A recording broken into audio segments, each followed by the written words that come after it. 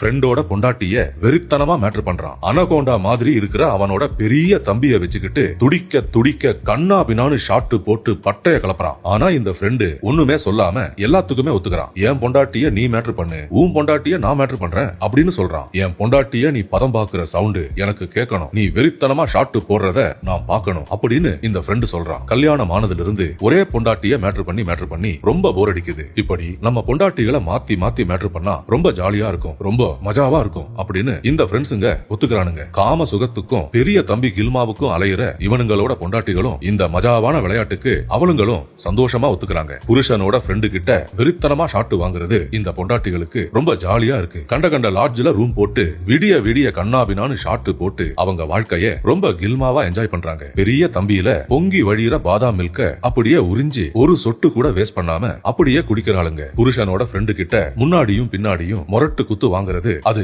எவ்வளவு சூப்பரா இருந்தது அப்படின்னு இந்த பொண்டாட்டிங்க அவங்க புருஷன் கிட்ட சொல்றாங்க.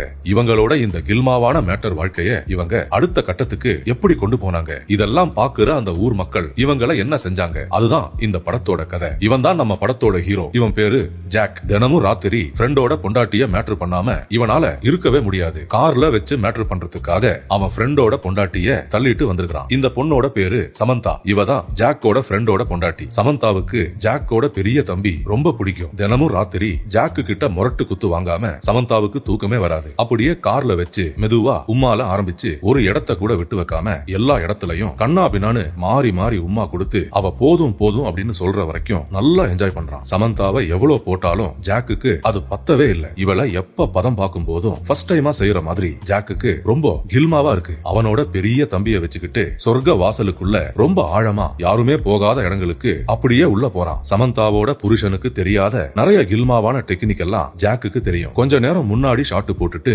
அதுக்கப்புறம் நல்லா எண்ணெய் தடவி பின்னாடி நின்னுகிட்டு வெறித்தனமா ஷாட்டு மேல ஷாட்டு போட்டு வெளுத்து வாங்குறான். சமந்தாவோட வாழ்க்கையில அவ இப்படி எல்லாம் ஷாட்டு வாங்கினதே இல்ல. அவளோட புருஷன் பிராங்க் அவ ஆசைப்படுற மாதிரி எண்ணெய் தடவி பின்னாடி நின்னுகிட்டு பதம் பாக்குறதே இல்ல. அந்த வித்தியாசமான வலி கலந்த இன்பம் ஜாக்கு கிட்ட மட்டும்தான் இவளுக்கு கிடைக்குது. அதனால ஜாக்கோட அனகோண்டா மாதிரி இருக்கிற நீளமான தடிப்பான அந்த தம்பிக்கு சமந்தா ரொம்ப ரொம்ப வெறியா இருக்கிறா. அத நல்லா வாயில எடுத்து விளையாடி அவளோட வாய் வேலை செய்யற திறமைய அப்படியே காமிக்கிறா. கண்ணை மூடிக்கிட்டு ஜாக்கும் நல்லா என்ஜாய் பண்றான். ஜாக்கோட பொண்டாட்டி இப்படி எல்லாம் அவன் தம்பிய கையில எடுத்துக்கிட்டு வாய் வேலை செய்யறதே இல்ல. அதனால சமந்தா இப்படி செய்யும் போது அத ஒரு செகண்ட் கூட மிஸ் பண்ணாம கண்ணை மூடிக்கிட்டு அவளை அப்படியே பிடிச்சுக்கிட்டு நல்லா என்ஜாய் பண்ணுவான். அப்படி அன்னைக்கு ஃபுல்லா நல்லா என்ஜாய் பண்ணி வெளுத்து வாங்கி மொரட்டுத்தனமா ஷாட்டு போட்டுட்டு கட்டி சட்னிய அப்படியே மொடன்னு அவுட் பண்றான். சொர்க்க வாசலுக்குள்ள அவனோட வெற்றி கொடிய ஆழமா அப்படியே நட்டு வைக்கிறான். அப்படி வெறித்தனமான மேட்டர்லாம் முடிஞ்சதுக்கு அப்புறம் ஜாக்கு அவனோட வீட்டுக்கு வரான். ஜாக்கோட பொண்டாட்டியோட பேரு ஜெசிகா. ஜாக்கு வீட்டுல இல்லாத நேரத்துல கண்ட கண்ட விட்டு படலாம் பார்த்து பெரிய தம்பிக்காக ரொம்ப வெறியா இருக்கிறான். எவனாவது கிடைக்க மாட்டானா என்ன, கண்ணா பின்னான்னு பதம் பார்த்து விடிய விடிய துடிக்க விட மாட்டானா அப்படின்னு ஜெசிகா ரொம்ப ஏக்கமா இருக்கிறா. இவனோட பொண்டாட்டி விட்டு படலாம் பார்த்து உல்லாசமா கைவேலை செஞ்சு என்ஜாய் பண்றத ஜாக்கு நிறைய தடவை பார்த்திருக்கான். பொண்டாட்டி என்ஜாய் பண்ணும்போது அவளை டிஸ்டர்ப் பண்ணாம ஒளிஞ்சு நின்னுகிட்டு எல்லாத்தையும் பார்த்து அப்படியே என்ஜாய் பண்ணுவான். தம்பிய புடிச்சு தேய்ச்சிக்கிட்டு அவன் பொண்டாட்டி செய்யற எல்லாத்தையும் ஒண்ணு விடாம பார்த்து அங்க நின்னுகிட்டு அவனும் நல்லா கைவேலை செஞ்சு கட்டி சட்னிய அப்படியே அவுட் பண்ணுவான். இவன் தான் ஜாக்கோட பெஸ்ட் ஃப்ரெண்டு. இவன் பேரு பிராங்க். இந்த பிராங்கோட பொண்டாட்டிய தான் நம்ம ஜாக்கு வெளுத்து தள்ளுறான். என்னோட உயிர் நண்பன் என் பொண்டாட்டிய பதம் பாக்குறான் அப்படின்னு இந்த டுபுக்கு இது வரைக்கும் தெரியாது. பிராங்க் எப்ப பார்த்தாலும் அவனோட வேலையில ரொம்ப பிஸியா இருக்கிறதால பொண்டாட்டி கூட டைம் ஸ்பெண்ட் பண்ணி அவளை பதம் பாக்குறதுக்கு இவன் கிட்ட டைமும் இல்ல. அவளை பார்க்கும்போது அவனுக்கு தம்பி நட்டுக்கவும் மாட்டுது. கல்யாணம் ஆனதுக்கு அப்புறம் அவன் பொண்டாட்டிய நிறைய தடவை கண்ணா பின்னான்னு மேட்ரு பண்ணி பதம் பார்த்து ரொம்ப ஷாட்டு போட்டதால இப்போ அவளை பார்க்கும்போது இவனுக்கு எந்த மூடும் வரமாட்டுது. நம்ம புருஷன் நம்மள ஒழுங்கா மேட்ரு பண்ணவே மாட்டான், அவன் தம்பி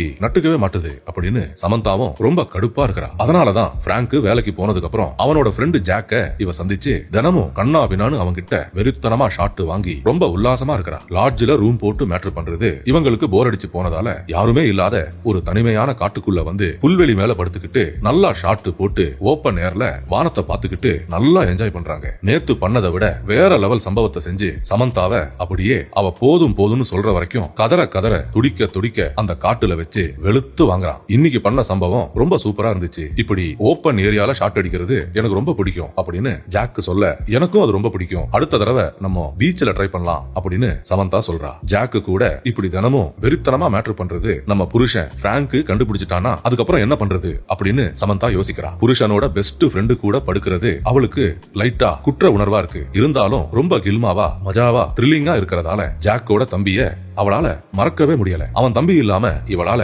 ஒரு நாள் கூட வாழவே முடியாது. சாப்பாடு, தூக்கம், தண்ணி இதெல்லாம் இல்லாம கூட சமந்தாவால உயிர் வாழ முடியும். ஆனா ஜாக்கோட மொரட்டு பெரிய தம்பி கொடுக்கிற அந்த இன்பம் இல்லாம இவளால ஒரு செகண்ட் கூட உயிர் வாழ முடியாது. பிராங்கோட பொண்டாட்டிய நல்லா பதம் பார்த்துட்டு குளிக்க கூட செய்யாம அந்த ஸ்மெல்லோட அப்படியே போய் ஜாக்கு பிராங்க சந்திக்கிறான். இவங்க ரெண்டு பேரும் ஒரே காலேஜ்ல ப்ரொஃபஸரா வேலை செய்யறாங்க. ஜாக்கோட பொண்டாட்டி ஜெசிகா மேல பிராங்கும் ஒரு கண்ணா இருக்கிறான். சான்ஸ் கிடைச்சா அவளை எப்படியாவது பதம் பார்க்கணும் அப்படின்னு பிராங்கும் வெறியா இருக்கிறான். ஜெசிகாவை எப்படி கரெக்ட் பண்றது அப்படின்னு பிராங்குக்கு தெரியல. ஜெசிகா தினமும் விட்டு படம் பார்த்து பெரிய தம்பி கில்மாவுக்காக ரொம்ப ஏங்குறா அப்படின்ற விஷயம் மட்டும் பிராங்குக்கு தெரிஞ்சா அவளை ஈஸியா இவனால கரெக்ட் பண்ண முடியும். கூடிய சீக்கிரமே பிராங்க் ஆசைப்பட்ட மாதிரி ஜாக்கோட பொண்டாட்டிய கண்ணாபினான்னு பதம் பார்க்கிற ஒரு சான்ஸ் அவனுக்கு கிடைக்க போகுது அப்படின்ற விஷயம் அவனுக்கு இப்ப தெரியாது. இந்த ஃப்ரெண்ட்ஸுங்க ரெண்டு பேரும் அவனுங்களோட பொண்டாட்டிகளை மாத்தி மாத்தி வெறித்தனமா பதம் பார்த்து என்ஜாய் பண்ண போறானுங்க அப்படின்ற உண்மையெல்லாம் இந்த ரெண்டு பேருக்கும் இப்ப தெரியாது. அவனுங்களோட வாழ்க்கையில அவங்களுக்காக காத்திருக்கிற அந்த டர்னிங் பாயிண்ட்ஸ் எல்லாம் ஒன்னொன்னா இனிமேதான் இவனுங்க தெரிஞ்சுக்க போறாங்க.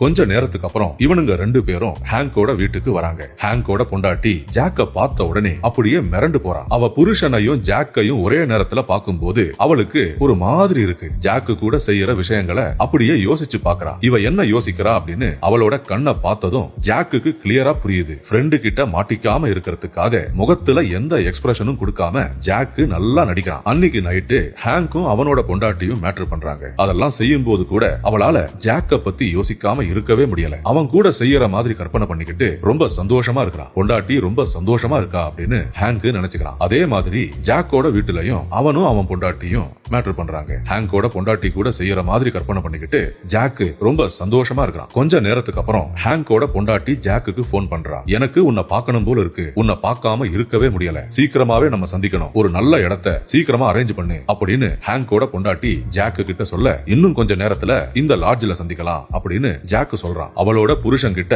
நான் ஷாப்பிங் போறேன் அப்படின்னு ஒரு பொய்ய சொல்லிட்டு ஹேங்கோட பொண்டாட்டி வீட்டை விட்டு கிளம்பி வரா. ஜாக்கு அவனோட வீட்டுல அவன் பொண்டாட்டி கிட்ட நான் நம்ம காரை சரி பண்றதுக்காக போறேன், ஒர்க் ஷாப்புக்கு போறேன் அப்படின்னு ஒரு பொய்ய சொல்லிட்டு அவனும் வீட்டை விட்டு கிளம்பி வரான். ஆனா ஜாக்கோட பொண்டாட்டி அவனை நம்பவே மாட்டா. இவன் ஏதோ ஒரு பொய் சொல்றான் அப்படின்னு ஒரே சந்தேகமா இருக்கிறான். கொஞ்ச நேரத்திலேயே ஹேங்கோட பொண்டாட்டியும் ஜாக்கும் அவங்க பிளான் பண்ண மாதிரி அந்த அருமையான லாட்ஜ்ல ரூம் போட்டு இவங்க சந்திக்கிறாங்க. இவங்க ரெண்டு பேரும் இதுவரைக்கும் வராத ஒரு புது இடத்துக்கு இவங்க வந்திருக்காங்க. எதுக்காக இங்க வந்தாங்களோ அந்த விஷயங்களை மங்களகரமா ஆரம்பிச்சு உலகத்தையே மறந்து ரொம்ப ஹாப்பியா இருக்காங்க. அன்னைக்கு ஃபுல்லா அங்கேயே தங்கி ரெண்டு பேரும் ரொம்ப சந்தோஷமா இருக்காங்க. அதுக்கப்புறம் லாட்ஜில அவனோட வேலையெல்லாம் முடிஞ்சு ரொம்ப சந்தோஷமா வீட்டுக்கு வரான். பொண்டாட்டி கிட்ட மாட்டிக்காம இருக்கிறதுக்காக ரொம்ப கேர்ஃபுல்லா நடிக்கிறான். இவன் பண்ற திருட்டுத்தனத்தை பிடிக்கிறதுக்காக பொண்டாட்டியும் ரொம்ப ட்ரை பண்றா. ஜாக்கு நம்மள ஏமாத்துறான் அப்படின்னு பொண்டாட்டிக்கு தெரியும். ஆனா அந்த பொம்பளை யாரு, இவங்க ரெண்டு பேரும் எங்க சந்திக்கிறாங்க, என்னெல்லாம் பண்றாங்க அப்படின்னு ஜாக்கோட பொண்டாட்டியால கிளியரா கண்டுபிடிக்கவே முடியல. வாரத்துல 2 நாள் இவங்க எல்லாருமே ஒரே வீட்டுல தங்கி டிவி எல்லாம் பாத்துக்கிட்டு ரொம்ப ஹாப்பியா இருக்காங்க. என்னதான் டிவி பார்த்தாலும் அவங்க பண்ற மேட்டர்லாம் அவங்களால மறக்க முடியல. கொஞ்ச நாளைக்கு அப்புறம் ஜாக்கோட பொண்டாட்டியும் ஹேங்கும் ஒரு ரெஸ்டாரண்ட்ல சந்திக்கிறாங்க. அப்படியே ரெண்டு பேருக்கும் நடுவுல ஒரு ஸ்பார்க் உருவாகி இவங்க ரெண்டு பேரும் மனசு விட்டு பேச ஆரம்பிக்கிறாங்க. அவளோட புருஷன் கிட்ட இருந்து எந்த அன்பும் கிடைக்காததால இந்த மாதிரி பேசுறதெல்லாம், அதாவது ஹேங்க் கூட இப்படி எல்லாம் உட்கார்ந்து பேசுறது ஜாக்கோட பொண்டாட்டிக்கு ரொம்ப சந்தோஷமா இருக்கு. ரொம்ப நேரம் அந்த ரெஸ்டாரண்ட்ல உட்கார்ந்து அப்படியே மனசு விட்டு பேசுறாங்க. ஹேங்க் இப்படி எல்லாம் ஜாலியா பேசுவான் அப்படின்னு ஜாக்கோட பொண்டாட்டி கொஞ்சம் கூட எதிர்பார்க்கல. இவன் கூட இன்னும் நெருங்கி பழகணும் அப்படின்னு ஜாக்கோட பொண்டாட்டி யோசிக்கிறா. அவ என்ன யோசிக்கிறா அப்படின்னு அவளோட கண்ணை பார்த்ததுமே ஹேங்கும் கண்டுபிடிக்கிறான். அவனுக்கும் இந்த மாதிரி விஷயத்துல எல்லாம் ரொம்ப இன்ட்ரெஸ்டா இருக்கிறதால இவ கூட நெருங்கி பழகணும் அப்படின்னு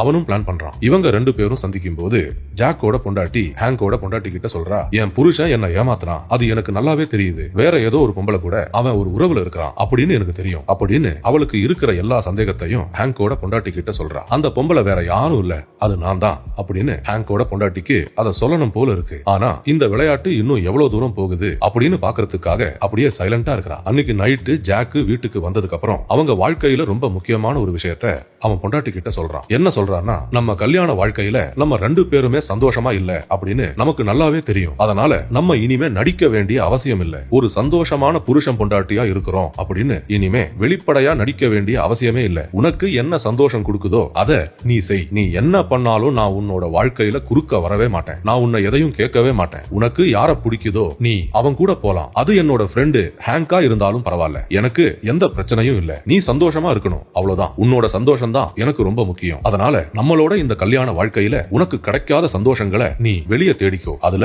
எனக்கு எந்த பிரச்சனையும் இல்ல. உனக்கு என் ஃப்ரெண்டு ஹேங்க ரொம்ப பிடிக்கும் அப்படின்னு எனக்கு தெரியும், அவனுக்கும் உன்னை ரொம்ப பிடிக்கும். நம்ம வீட்டுல பார்ட்டி எல்லாம் வைக்கும் போது அவன் எப்ப பார்த்தாலும் உன்னை பார்த்துட்டே இருப்பான், நீயும் அவனை பார்த்துட்டே இருப்ப. உங்க ரெண்டு பேருக்கும் மனசு விட்டு நிறைய பேசணும் அப்படின்னு இருக்கிற மாதிரி எனக்கு தெரியுது. அதனால நாளையிலிருந்து நீ ஹேங்க பாக்குறதுக்காக எங்க வேணாலும் போகலாம், நீங்க எங்க வேணாலும் தங்கி சந்தோஷமா இருக்கலாம், எனக்கு எந்த பிரச்சனையும் இல்ல. அதே மாதிரி நான் சந்தோஷமா இருக்கிறத நீயும் கண்டுக்க கூடாது. உன்னோட வாழ்க்கையில நான் குறுக்கிட மாட்டேன், அதே மாதிரி என்னோட வாழ்க்கையில நீயும் குறுக்க வரக்கூடாது. இதுதான் எனக்கு தேவை, இதுதான் நமக்கு தேவை அப்படின்னு ஜாக்கு மனசு விட்டு ரொம்ப ஓப்பனா அவன் பொண்டாட்டி கிட்ட எல்லாத்தையும் சொல்றான். இதெல்லாம் கேட்டு அவன் பொண்டாட்டியும் ரொம்ப சந்தோஷமா இருக்கிறா. ஸ்டார்டிங்ல கொஞ்சம் ஷாக்கிங்கா இருந்தாலும் புருஷன் வந்து ரொம்ப பிராக்டிகலா பேசுறானே அப்படின்னு ஜாக்கோட பொண்டாட்டி ரொம்ப ரொம்ப சந்தோஷமா இருக்கிறா. நம்ம புருஷனே எல்லாத்துக்கும் ஓகே சொல்லிட்டான், எல்லாத்துக்குமே பச்சை கொடி காட்டிட்டான், இனிமே என்ன, நம்ம வாழ்க்கையில நம்ம என்னெல்லாம் ஆசைப்பட்டோமோ அதை எல்லாத்தையுமே லிஸ்ட் போட்டு ரொம்ப சூப்பரா என்ஜாய் பண்ணணும் அப்படின்னு ஜாக்கோட பொண்டாட்டி மனசுக்குள்ள அப்படியே சந்தோஷத்துல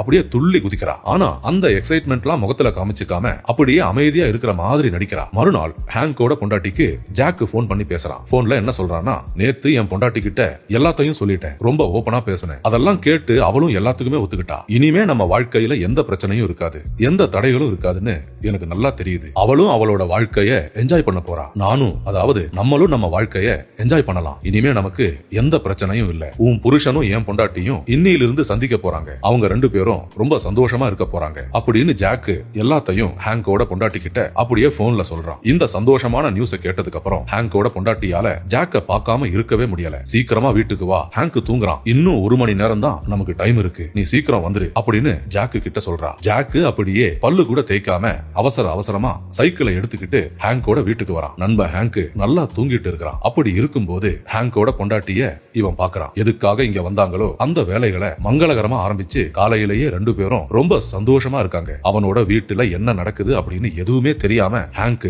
ரொம்ப ஆழமா தூங்கிட்டு இருக்கிறான், டீப் ஸ்லீப்ல இருக்கிறான். அவனோட உயிர் நண்பன் அவன் வீட்டுல செய்யற வேலைகள் என்னென்ன அப்படின்னு எதுவும் தெரிஞ்சுக்காம குழந்தை மாதிரி ரொம்ப சந்தோஷமா தூங்குறான். இதுதான்டா சான்ஸ் அப்படின்னு ஜாக்கும் ஹேங்கோட பொண்டாட்டியும் உலகத்தையே மறந்து ரொம்ப சந்தோஷமா இருக்கிறாங்க. ஹேங்க் எழுந்துக்கிறதுக்குள்ள எல்லாமே செஞ்சு முடிக்கணும் அப்படின்னு அவசர அவசரமா ரொம்ப ஜாலியா அன்னைக்கு காலையில அவங்களோட விளையாட்டுகளை ரொம்ப சந்தோஷமா அவங்க விளையாடுறாங்க.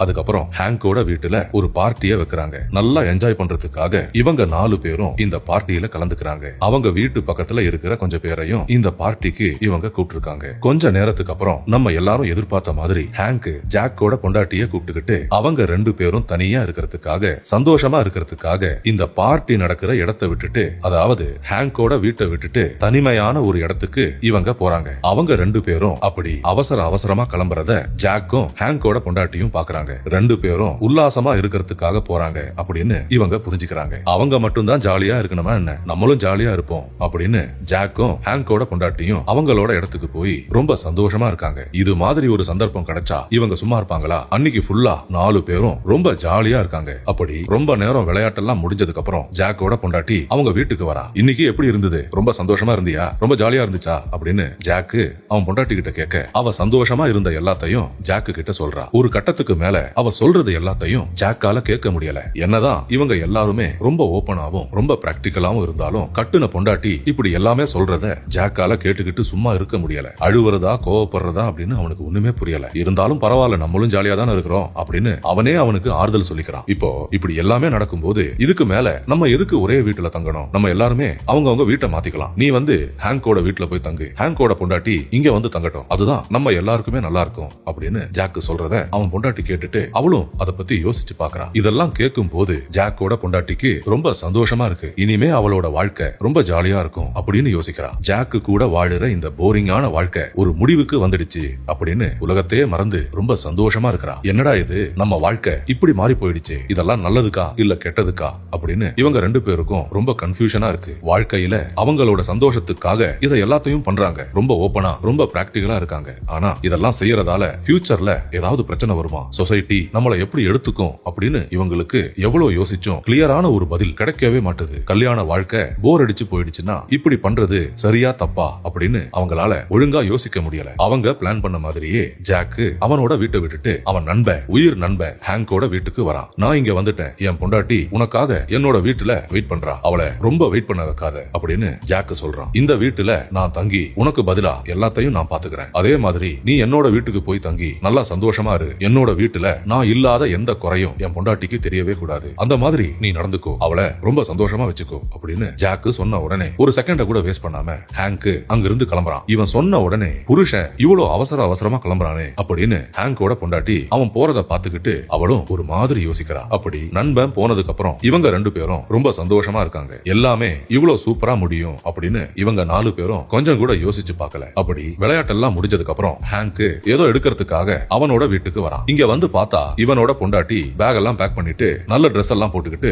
எங்கேயோ கிளம்புறதுக்காக ஹால்ல அப்படியே வெயிட் பண்ணிட்டு இருக்கா. நீ எங்க கிளம்புற, ஏன் பேக் எல்லாம் பேக் பண்ணி வச்சிருக்கிற அப்படின்னு ஹேங்க் கேக்குறான். அதுக்கு ஹேங்கோட பொண்டாட்டி என்ன சொல்றான்னா, நம்ம 2 பேரும் இனிமே ஒரே வீட்டுல இருந்தா அது நல்லா இருக்காது, அது தேவையில்லை. நம்ம 2 பேரும் ஒரே வீட்டுல இருந்து இனிமே என்ன சாதிக்க போறோம், அதனால நான் வந்து என்னோட முடிவை நான் எடுத்துட்டேன். நான் இனிமே ஜாக்கு கூட தான் தங்க போறேன். அவன் எங்க இருக்கிறானோ அதுதான் என்னோட வீடு. நான் இப்ப கிளம்புறேன். ஏதாவது முக்கியமான விஷயம் இருந்தா நம்ம சந்திக்கலாம். அது வரைக்கும் அவங்க வாழ்க்கையில எந்த பிரச்சனையும் இல்லாம எந்த தடைகளும் இல்லாம நம்ம எல்லாருமே ரொம்ப சந்தோஷமா இருக்கலாம். நான் இப்படி முடிவெடுத்ததுல உனக்கு எந்த பிரச்சனையும் இருக்காது அப்படின்னு எனக்கு நல்லாவே தெரியும். சிரிச்சு சந்தோஷமா இருக்கிற உன்னோட முகத்தை பார்க்கும் போதே இது எல்லாமே உனக்கு ரொம்ப சூப்பரா இருக்கு அப்படின்னு என்னால கிளியரா புரிஞ்சுக்க முடியுது. சரி, குட் பை. நீயும் சந்தோஷமா இரு, நானும் சந்தோஷமா இருக்கிறேன் அப்படின்னு சொல்லிட்டு ஹேங்கோட பொண்டாட்டி அவளோட லக்கேஜ் எல்லாம் எடுத்துக்கிட்டு அப்படியே அந்த வீட்டை விட்டு கிளம்புறா. அப்படி இவங்க 4 பேருமே அவங்க பிளான் பண்ண மாதிரியே அவங்க வாழ்க்கைய ரொம்ப சந்தோஷமா வாழறத காமிச்சுக்கிட்டு இந்த அருமையான படத்தை அப்படியே முடிச்சுக்கிறாங்க. நண்பர்களே, இந்த வீடியோ பார்த்ததற்கு ரொம்ப நன்றி. தயவு செய்து என்னோட சேனலை சப்ஸ்கிரைப் செஞ்சு என்ன சப்போர்ட் பண்ணுங்க. மறக்காம பெல் பட்டனை ஆன் பண்ணி வைங்க. அப்பதான் நான் போடுற எல்லா வீடியோஸும் உங்களுக்கு கிடைக்கும். இந்த வீடியோவை பத்தின உங்களோட கருத்துக்களை மறக்காம கமெண்ட்ஸ்ல சொல்லுங்க. அடுத்த வீடியோவில் விரைவில் சந்திப்போம். நன்றி, வணக்கம்.